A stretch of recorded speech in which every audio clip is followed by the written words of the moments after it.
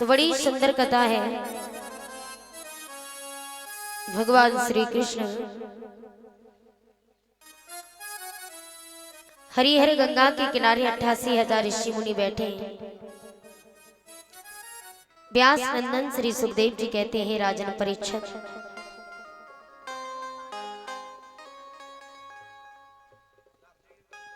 श्री राधा, भगवान श्री हरि नारायण जिस समय अपनी बाल लीलाओं को दिखाते हैं, एक दिन गोपियां स्नान करने के लिए जब जाती हैं तो स्नान करने के लिए यमुना में गई हैं। तो वहां जाकर के भगवान श्री कृष्ण देखते कि सभी गोपियां जल में निर्वस्त्र होकर के स्नान करती हैं।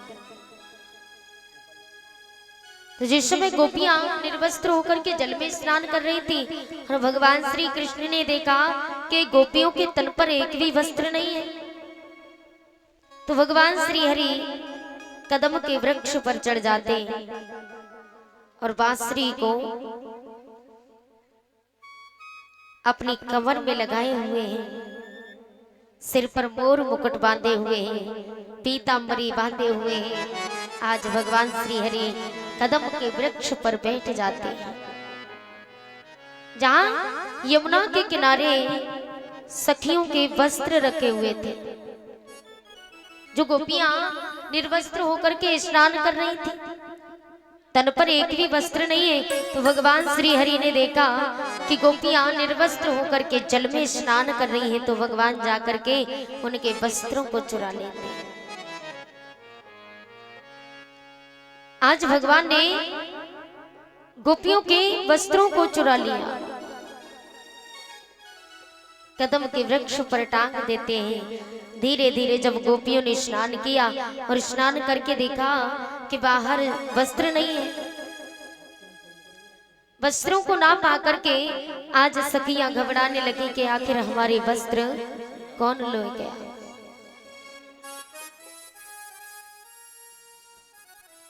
देखती है चारों तरफ, तो भगवान श्री कृष्ण को कदम के वृक्ष के ऊपर बैठा हुआ देखा, जहां भगवान के पास सभी वस्त्र हैं। तो गोपियों ने कहा, कान्हा तुम्हें शर्म आनी चाहिए, हम गोपियां जल में निर्वस्त्र होकर के स्नान करती हैं और तुमने हमारे वस्त्रों को वृक्ष पर टांग दिया। बोली, तुमने अच्छा नहीं किया। आज भगवान श्री कृष्ण से गोपियां जब ये बात कहती हैं, तो भगवान ने कहा, रे गोपियों, मैंने तुम्हारे वस्त्र क्यों चुराए ये नहीं पता। बोले, क्यों चुराए? अरे निर्वस्त्र होकर के जल में स्नान करती हो, आज तो मैं आया हूँ और तुम सब मुझसे प्रेम करती हो, कोई बात नहीं, आज मैं आया हूँ। यदि मेरी जगह कोई और आता और तुमको निर्वस्त्र रूप में देखता तो कितनी लज्जा की बात थी। आज गोपियों ने नीचे नजर झुका ली, कहा, कृष्ण हमारे वस्त्रों को दे दो वरना तुम्हारी मैया से शिकायत कर देंगे। भगवान कहते, गोपियों, ये जो जल है ना, ये जल पुरुष है, ये जल नर है और तुम स्त्री हो। स्त्री होकर के निर्वस्त्र होके जल में स्नान करती हो, ये शोभा नहीं देता। स्त्री निर्वस्त्र अपने पति के सामने अच्छी लगती है, पराये पुरुष के आगे नहीं। और ये जल तो एक पुरुष है, आपके लिए पराया पुरुष हुआ, तो आप जल में निर्वस्त्र होकर के स्नान कर रही हो, ये शोभा नहीं देता एक स्त्री को। आज गोपियों ने कहा, कृष्ण हमें वस्त्र दे दो, हम कल से आज के बाद हम कभी निर्वस्त्र होकर जल में स्नान नहीं करेंगे। आज जैसे ये बात सुनी,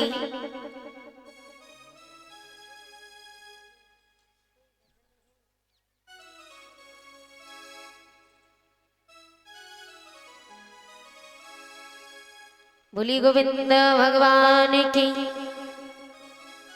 आज भगवान श्याम सुंदर ने गोपियों का चीर चुराया, गोपियों के वस्त्र चुराए। आज जैसी वस्त्रों को चुराते हैं तो गोपियां बार बार कहती कि श्याम हमारे वस्त्र दे दो, अन्यथा तुम्हारी मैया से शिकायत कर देंगे। अरे माखन चुराता था तब तक तो ठीक था, मटकी फोड़ता ये भी ठीक था, अब तो ये नटखट इतना बदल गया कि इसने सखियों के वस्त्रों को चुराना प्रारंभ कर दिया। ये माखन चोर था तब तक ठीक था, लेकिन अब तो वस्त्र चोर भी हो गया है, वस्त्रों को चुराता है। बोले कन्हैया यदि तूने ये वस्त्र नहीं दिए तो तेरी मैया से शिकायत कर देंगे। आज जैसे ये बात सुनी तो भगवान कहने लगे गोपियों मैं चीर, यदि तुम्हें अपने वस्त्र चाहिए तो स्वयं जल से बाहर आकर के ले लो। यदि वस्त्र चाहिए तो स्वयं बाहर आ जाओ जल से और अपने अपने वस्त्र ले जाओ। गोपियां कहने लगी कान्हा तुम्हें शर्म नहीं आती? अरे हम निर्वस्त्र जल में खड़े हैं और तुम्हारे सामने हम निर्वस्त्र कैसे आए जल के बाहर?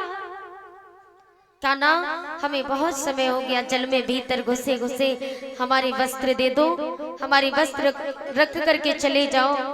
भगवान ने कहा मैं नहीं जाऊंगा, वस्त्र चाहिए तो स्वयं आकर के वस्त्र ले लो। आज गोपियों को 1 घंटा हो गया जल में घुसे घुसे, भगवान वस्त्र नहीं देते। भगवान कहते मेरे सामने आओ। अरे आज तो मैं आया हूं, कल कोई पुरुष आया तो मैं तो वस्त्र दे दूंगा, और मैंने वस्त्र दे दिए तो कल से तुम फिर वही करोगे, तो मैं तो वस्त्र दे दूंगा। लेकिन मेरी जगह कोई पुरुष आया या कोई राक्षस आया और उसने वस्त्रों को ले लिया, फिर तुम कैसे आओगे जल से बाहर? इसलिए गोपियों स्वयं जल के बाहर आ जाओ, वस्त्रों को ले जाओ।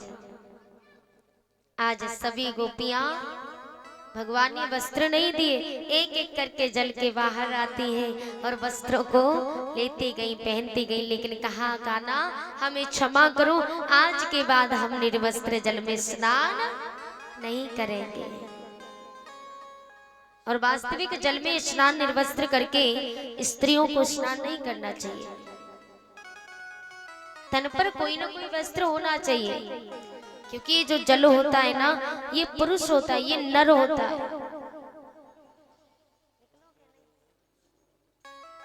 तो कभी भी निर्वस्त्र होकर के स्नान नहीं करना चाहिए।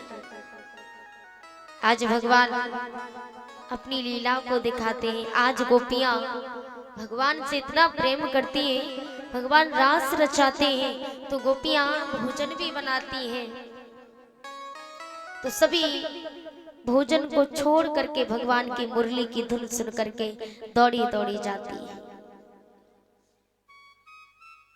कोई गाय भी काटती है तो गाय बांसुरी की धुन सुन करके गाय काटते हुए छोड़ करके दौड़ी दौड़ी जाती है। कोई कुछ भी कार्य करती है, वो सब कुछ कार्य वही के वही वैसा के वैसा छोड़ करके और दौड़ी दौड़ी भगवान के पास में जाती है। कि हे गोविंद मिलती मैं तुमसे, पर तेरा पता मालूम नहीं है। गोविंद मिलती मैं तुमसे, पर तेरा पता मालूम नहीं है। गोविंद मिलती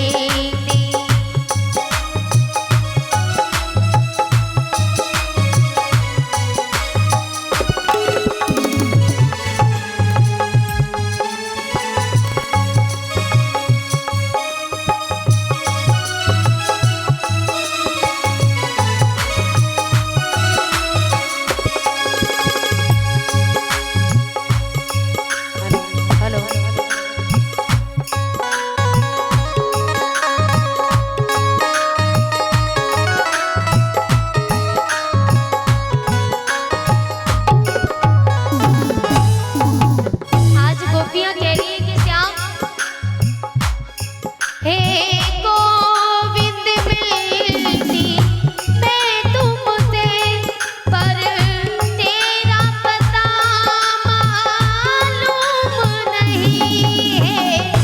गोविंद मिलती मैं तुमसे पर तेरा पता मालूम नहीं है।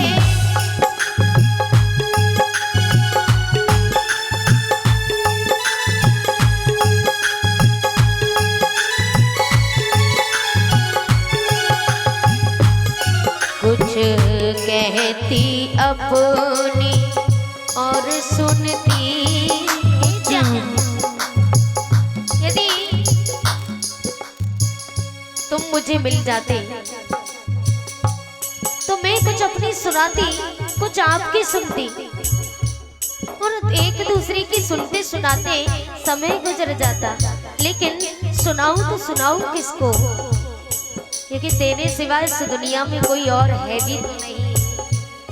कुछ कहती अपनी और सुनती, कुछ कहती अपनी और सुनती, पर तेरा पता मालूम नहीं है। गोविंद मिलती मैं तुमसे पर तेरा पता मालूम नहीं है। गोविंद मिलती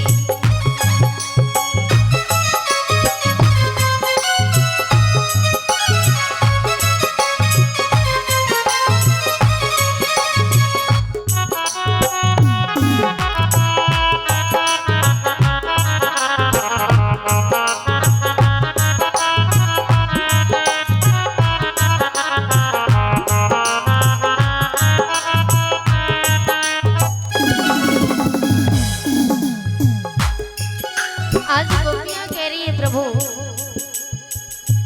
सब सगे संबंधी है यूं तो, पर इनमें कोई रास ही नहीं।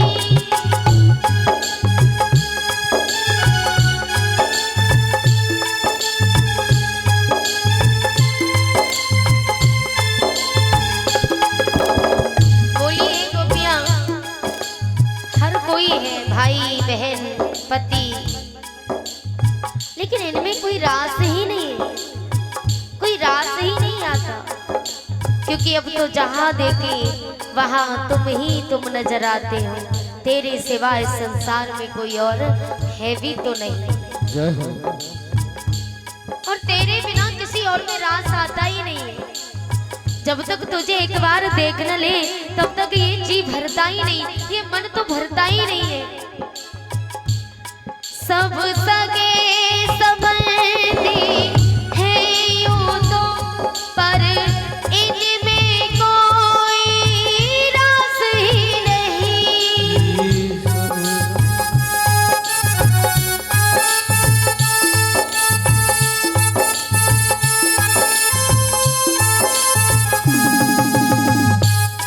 कहने को कड़ कड़ में हो तुम, पर मिलती तेरी खबर नहीं। कहने को कड़े कड़ में तुम हो, पर मिलती तेरी भी नहीं।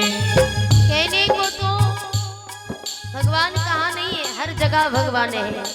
कड़ कड़ में, क्षण क्षण में, हर जगह भगवान विराजमान है, हर जगह परमात्मा व्यापक है। लेकिन फिर भी न जाने क्यों ऐसा लगता है, क्योंकि जब तक इन आंखों से तेरा दीदार ना हो जाए ना, तब तक ऐसा ही नहीं लगता कि इन आंखों ने तेरे दर्शन किए कि नहीं। वैसे तो हर जगह भगवान है। जो वृक्ष है ना, वृक्ष के अंदर भी भगवान है, भगवान विराजमान है। भगवान की प्रतिमा वृक्ष के अंदर भी है, मनुष्य के अंदर भी भगवान की प्रतिमा है। हर जगह जो पृथ्वी पर जितने जीव हैं, हर जीव के अंदर भगवान की प्रतिमा है। लेकिन नाथ, जब तक तेरा दीदार ना कर ले तब तक ऐसा लगता है कि इन आंखों ने कुछ देखा ही नहीं। ये बात जानते हैं कि तू हर जगह है, लेकिन फिर भी न जाने क्यों ऐसा लगता है कि तेरी खबर नहीं मिलती है। कहने को कण कण में हो तुम, पर मिलती कोई खबर नहीं। कहने को कण कण में तुम हो, पर मिलती कोई खबर नहीं। हसरत तेरे दीदार की है, हसरत तेरे दीदार की है, पर तेरा पता मालूम नहीं है। गोविंद मिलती मैं तुमको, पर तेरा पता मालूम नहीं है।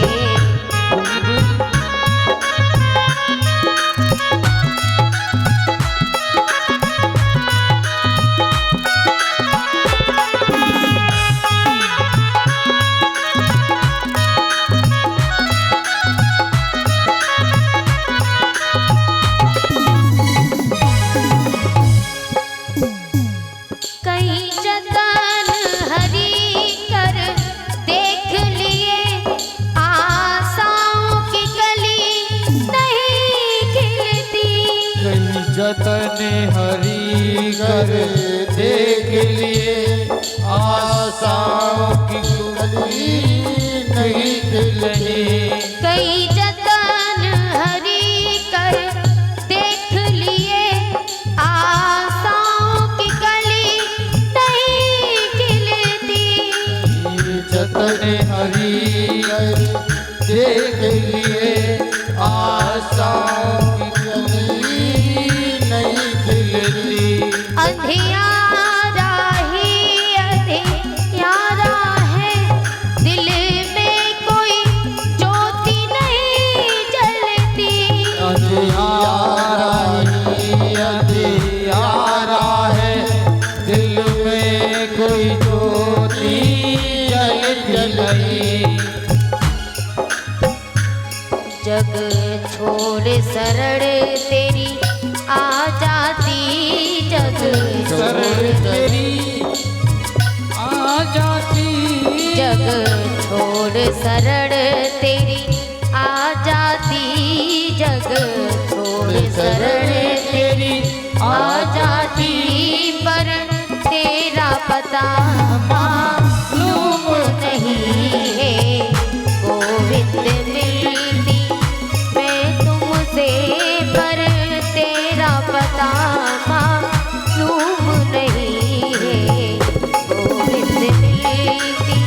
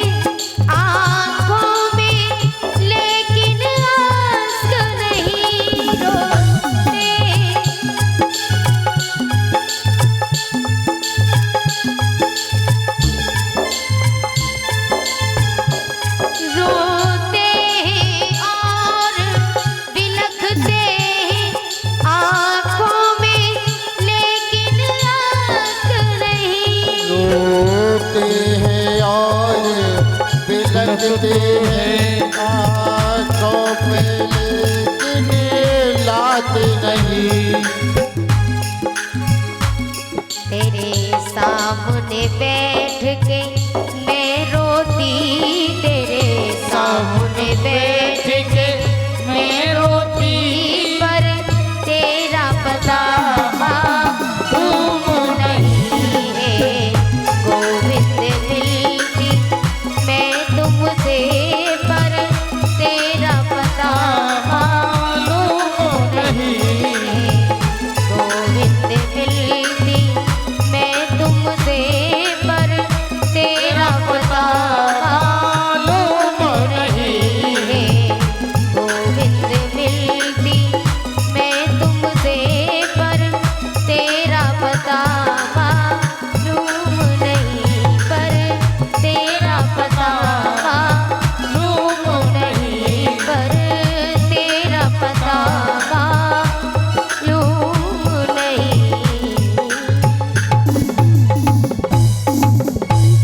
बोली गोविंद भगवान की जय जय श्री राधे श्याम।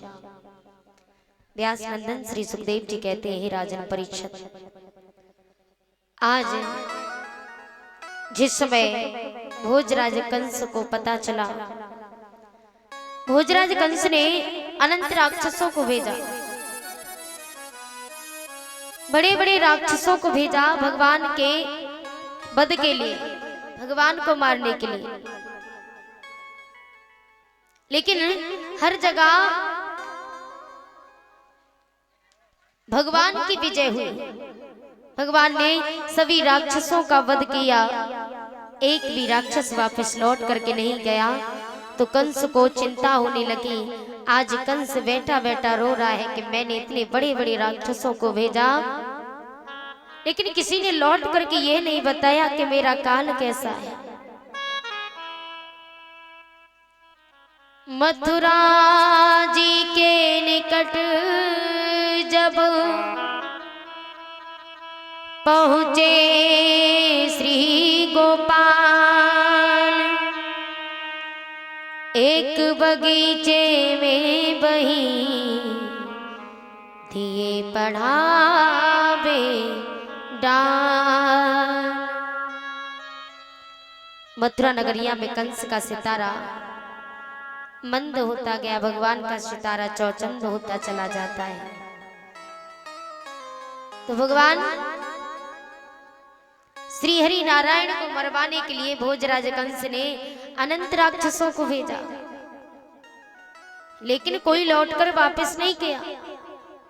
कंस को इसी बात की चिंता होने लगी। तो एक बार देवऋषि नारद जाते और नारद जी ने कहा, भोजराज कंस क्या बात है, दिन दिन तेरी है कंस राज। आज देवऋषि नारद पूछते हैं, महाराज क्या बात है, दिन दिन तेरी है कंस राज, और क्यों दशा बिगड़ती जाती है। ऋतु है बसंत के खिलने की, पर कली सिकुड़ती जाती है। आज देवऋषि नारद, राधे श्री राधे, आवाज थोड़ी, श्री राधे। आज देवऋषि नारद कंस से पूछने लगे कि महाराज क्या बात है। शंका है कर कहूं दुश्मन की, ये देवऋषि नारद कह रहे महाराज, यदि किसी की शंका है, किसी का भय है, किसी का डर है, तो ढावा करो हराए डारो। यदि भीतर से कछ रोग भयो, कहूँ वेद सी दवा कराए डारो।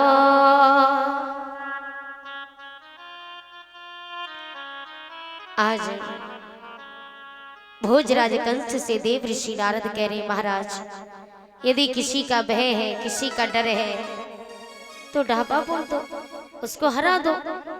और यदि अंदर से कोई रोग आपको सता रहा है, कोई बीमारी है, तो किसी वैद्य जी को दिखाओ। आज भोजराज कंस देव ऋषि नारद से कहता है महाराज, मैंने अनंत बड़े बड़े राक्षसों को भेजा, अब तक तो वो गोकुल नगरी में रहता था, लेकिन अब तो गोकुल नगरी में भी नहीं रहता। वो छोड़ गया है गोकुल को, जाने वृंदावन आबाद किया। जिसने गोकुल को ही छोड़ दिया, अब तक गोकुल में रहता था।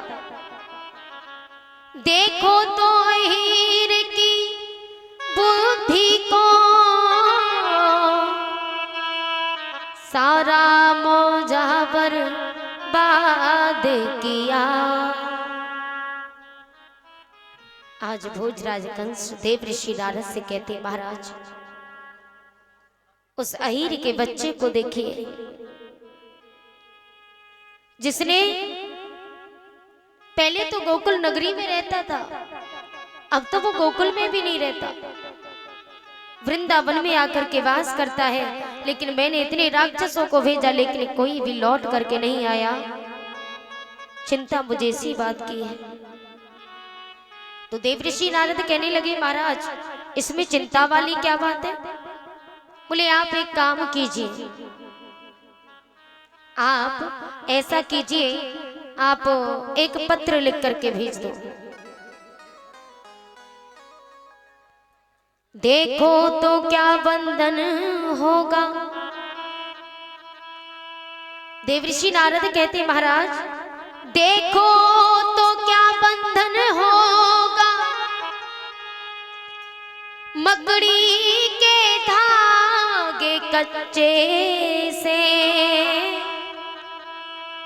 तुम भी तो खूब डर गए राजन, ना कुछ अहीर के बच्चे से।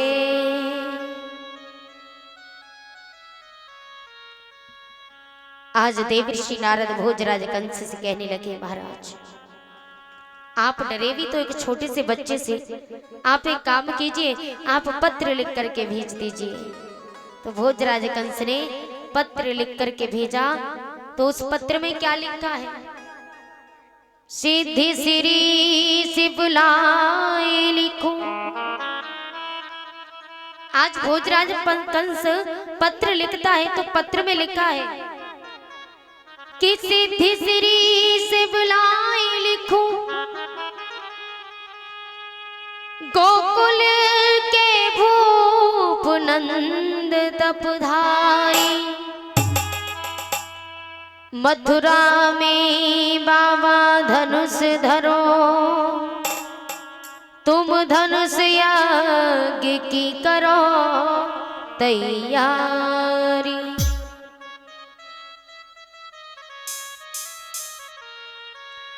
मथुरा में बाबा धनुष धरो, तुम धनुष यज्ञ की करो तैयारी। बलराम कृष्ण को भिजवाए दो, ना तुमको दिए जेल में डारी। आज भक्तों, भोजराज कंस ने देवऋषि नारद के कहने पर पत्र लिख करके भेजा, और उसी पत्र को अक्रूर के हाथों में दिया। तो अक्रूर जी उस पत्र को लेकर के चले गोकुल नगरी में।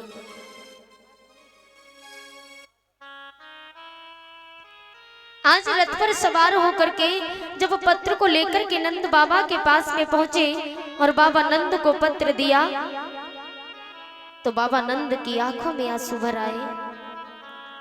आज बाबा नंद रोने लगे। रोने की आवाज को सुनकर के मैया यशोदा दौड़ी दौड़ी पहुंची। कहा बाबा आपकी आंखों में ये आंसू कैसे? तो नंद बाबा ने मैया यशोदा को पत्र दिखाया तो मैया यशोदा जोर जोर से रोने लगी, आंगन में पछाड़ खा करके गिर जाती।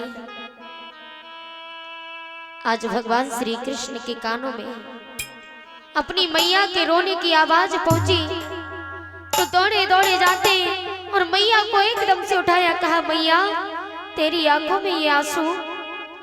माँ मैंने आज तक तुझे रोता हुआ नहीं देखा, लेकिन आज ऐसी क्या विपत्ति आ गई जो तेरी आंखों में ये आंसू है?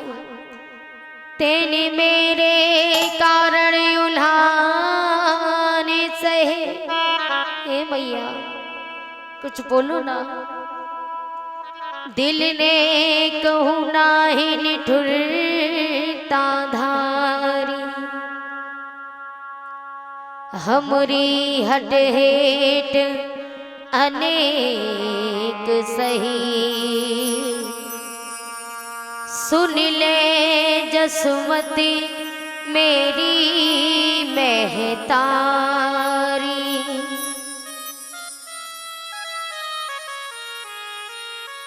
हमरी हट हेट अनेक सही। सुन ले जसमती मेरी महतारी, सौ जन्म धरे तो नाही मिले, हम सो लड़का तुमसी महतारी। हम सो लड़का तुमसी महतारी।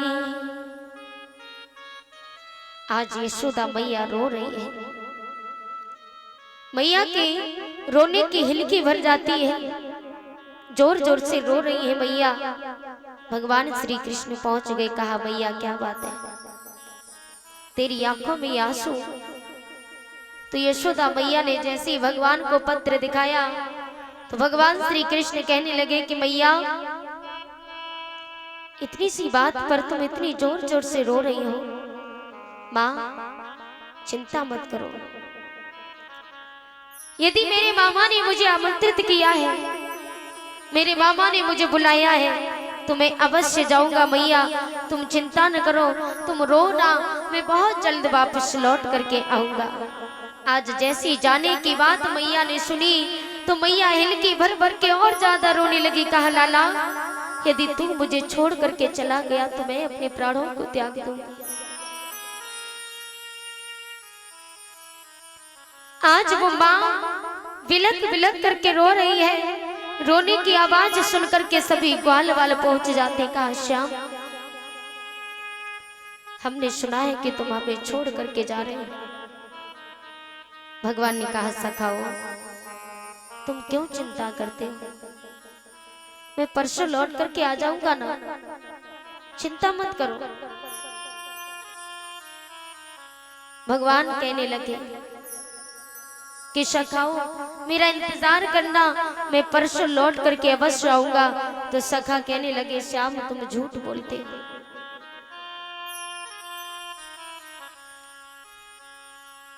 आज भगवान कन्हैया की मैया इतना रो रही है, भगवान से कहती है कि कन्हैया ये बात तुम अच्छी तरह से जानते हो कि तेरी मैया तेरे बगैर एक पल नहीं रह सकती।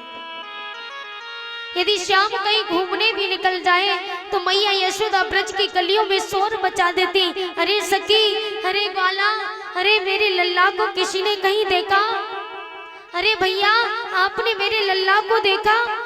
आज मैया यशोदा पूरे ब्रज में शोर मचा देती थी, लेकिन वो माँ जो एक पल भी कृष्ण उस मैया की आंखों से उछल होते तो मैया शोर मचा देती। लेकिन अब मैया कैसे रहेगी जो भगवान मैया को छोड़ के जा रहे।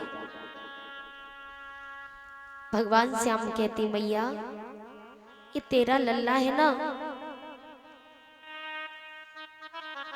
तेरा लल्ला तेरी आंखों में आंसू नहीं देख सकता, इसलिए माँ तू बिल्कुल रो मत, मैं वादा करता हूँ मैया, मैं परसों लौट करके आ जाऊंगा।